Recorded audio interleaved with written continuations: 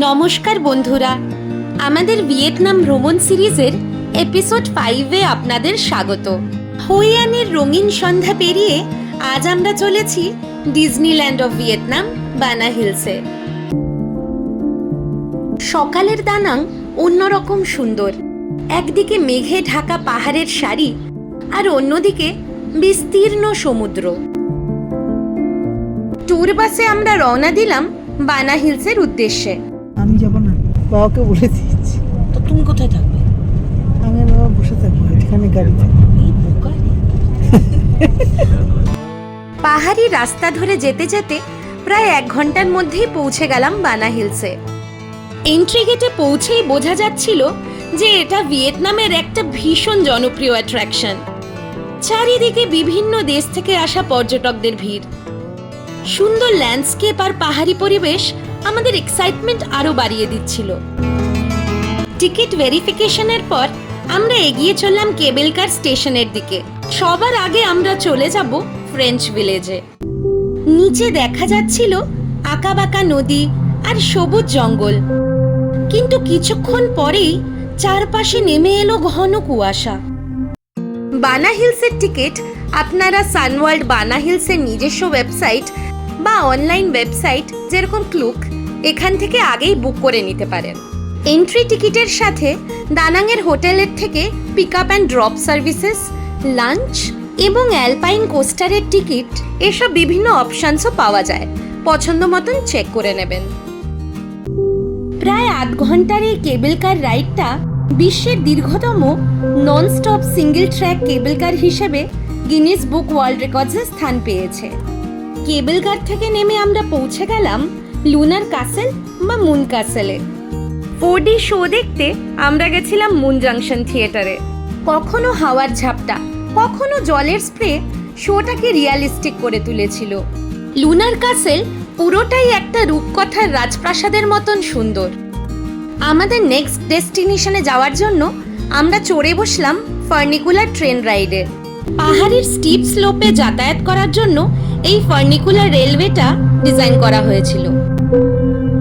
পাহাড়ি পথ, fantasy architecture আর মেঘে ঢাকা মনোরম দৃশ্যের মধ্যে দিয়ে কয়েক মিনিটের মধ্যেই আমরা পৌঁছে গেলাম বানা হিলসের বিখ্যাত ফ্রেঞ্চ ভিলেজে। ফ্রেঞ্চ ভিলেজে পৌঁছাতেই সে এক অন্য জগৎ। আবহাওয়া ছিল বেশ ঠান্ডা, হালকা বৃষ্টি পড়ছিল আর চারপাশে ঘন কুয়াশায় ঢাকা ছিল। দূরের দৃশ্য খুব একটা দেখা যাচ্ছিল না, কিন্তু তাতেই যেন জায়গাটার সৌন্দর্য আরো বেড়ে গিয়েছিল। কুয়াশার আড়াল থেকেই মাঝে মধ্যে উকি দিচ্ছিল ইউরোপীয় ধাঁচের বাড়ি, পাথরের রাস্তা আর পুরনো দিনের স্থাপত্য। মুহূর্তের জন্য মনে হচ্ছিল যেন ভিয়েতনাম নয়, বরং ইউরোপেরই কোনো পাহাড়ি শহরে দাঁড়িয়ে আছি। এই চার্চটি ফ্রান্সের বিখ্যাত বেসিলিকা অফ সেন্ট ডেনিসের আদলে নির্মিত। গথিক আর্কিটেকচার আর কালারফুল স্টেইন গ্লাসেস এই চার্চটাকে আরো সুন্দর করে তুলেছে। কুয়াশাচ্ছন্ন পরিবেশ আর চারপাশের মনোরম স্থাপত্য মিলিয়ে ফ্রেঞ্চ ভিলেজের প্রথম অভিজ্ঞতাটা কিন্তু সত্যিই অসাধারণ ছিল। ব্যস্ততা আর কোলাহল পেরিয়ে আমরা ধীরে ধীরে পৌঁছে গেলাম শান্ত এবং স্পিরিচুয়াল বানা সামিটের দিকে। সমুদ্র পৃষ্ঠ থেকে প্রায় 1500 মিটার উচ্চতায় অবস্থিত এই স্পিরিচুয়াল জোনটিতে রয়েছে বৌদ্ধ ধর্মের বিভিন্ন স্থাপনা। এখানের অন্যতম আকর্ষণ হলো 9 তালার লিংফং টাওয়ার, যার প্রতিটা তালায় রয়েছে 4 দিকমুখী সাদা পাথরে তৈরি শাক্যমণি বুদ্ধের মূর্তি। কিছুক্ষণ প্রার্থনা করে আর নীরবে প্রকৃতির সৌন্দর্য উপভোগ করে আবার চলতে লাগলাম। এরপর আমরা পৌঁছে গেলাম মিডিয়েভাল ফেয়ার এলাকায়। ভালো আবহাওয়ায় এই জায়গাটি নাচ, গান আর বিভিন্ন স্ট্রিট পারফরমেন্সের দ্বারা প্রাণবন্ত হয়ে ওঠে। আজ সবকিছু বন্ধ থাকায় মনে হচ্ছিল যেন কোনো পুরনো পরিত্যক্ত শহরের মধ্যে দিয়ে হাঁটছি। হাঁটতে হাঁটতে আমরা পৌঁছে গেলাম বানা হিলসের একটা পপুলার গ্যাদারিং স্পট বিয়ার প্লাজায়। এখান থেকে কমপ্লিমেন্টারি বিয়ার কুপন পাওয়া যায়, যারা নিতে ইচ্ছুক এখান থেকে কালেক্ট করে নিতে পারেন। পাশেই রয়েছে বানা ব্রিউ হাউস। এখানে জার্মান প্রযুক্তিতে ক্রাফট বিয়ার তৈরি করা হয়। সমস্ত ট্যুরিস্টদের দেখানোও হয় কিভাবে বিয়ারের প্রোডাকশন হয়। যারা বিয়ার টেস্টিং উপভোগ করতে চান তারা এখানে কমপ্লিমেন্টারি বিয়ার কুপনটা রিডিং করে নিতে পারবেন। গ্রিক মাইথোলজি থেকে অনুপ্রাণিত এই হিলিওস ফাউন্টেনের সামনে এসে মনে হচ্ছিল কোনো ইউরোপিয়ান সিটি স্কোয়ারে দাঁড়িয়ে আছি। বানা হিলসের ফ্যান্টাসি পার্ক ভিয়েতনামের একটা ভীষণই পপুলার ইনডোর অ্যামিউজমেন্ট পার্ক, যেখানে সকলের জন্যই রয়েছে নানা ধরনের রাইডস, গেমস এবং এন্টারটেনমেন্ট অপশনস। এই পার্কে রয়েছে অ্যাডভেঞ্চার জোন, 4D ও 5D এক্সপিরিয়েন্স, ক্লাইম্বিং গেমস, আরও অনেক কিছু। এর মধ্যে প্রচুর অ্যাক্টিভিটিসই আপনার টিকিটে ইনক্লুডেড আছে, আর কিছু কিছু অ্যাডিশনালি চার্জেবল। পরিবার নিয়ে ঘুরতে আসা প্রচুর পর্যটকদের কাছেই এটা বানা হিলসের অন্যতম প্রিয় সেকশন, আর বাইরের বৃষ্টি থেকে বাঁচার জন্য বেস্ট অপশন। আমাদের টিকিটে লাঞ্চ ইনক্লুডেড ছিল। ইন্ডিয়ান আর ইন্টারন্যাশনাল বুফে অপশনস অ্যাভেলেবল। আমরা ইন্টারন্যাশনাল চুজ করেছিলাম। লাঞ্চ করে কেবল কার নিয়ে আমরা যাব গোল্ডেন ব্রিজ। আমার তো ভীষণ ভয় করছে, মনে হচ্ছে কতক্ষণে আমি এখন নামবো কেবিল কার থেকে।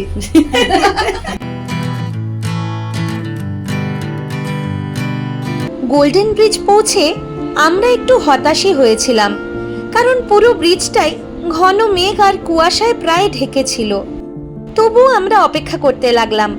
মাঝে মধ্যে কুয়াশা একটু সরে যেতে অল্প সময়ে যতটা সম্ভব ছবি তুলে নিলাম। এরপর আমরা চলে এলাম লে জার্ডিন গার্ডেন্সে। 9টি ভিন্ন থিমের বাগান নিয়ে তৈরি এই সুন্দর ফ্লাওয়ার গার্ডেনটি রঙিন ফুল, সাজানো পথ আর পাহাড়ি পরিবেশের জন্য বেশ জনপ্রিয়। এই গার্ডেনের পাশেই রয়েছে 1923 সালে ফরাসিদের দ্বারা নির্মিত ডিবাই ওয়াইন সেলার। বানা হিলসের টিকিট বুক করার সময় আপনারা এখানের ওয়াইন টেস্টিং এক্সপিরিয়েন্সও বুক করে নিতে পারেন।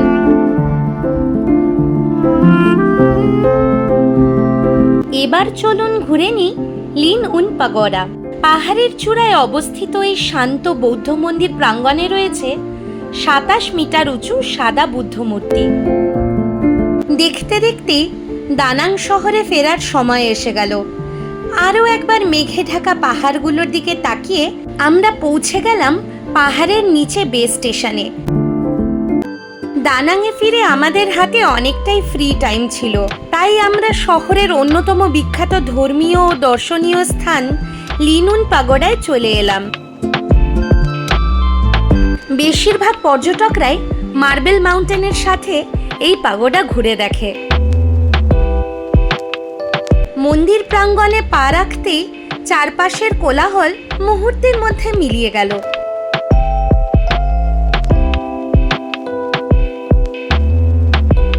শান্ত পরিবেশ, ধূপের মৃদু সুগন্ধ আর দূর থেকে ভেসে আসা বৌদ্ধ মন্ত্রোচ্চারণের সুর পুরো জায়গাটাকে একটা অপূর্ব আধ্যাত্মিক আবহ দিচ্ছিল।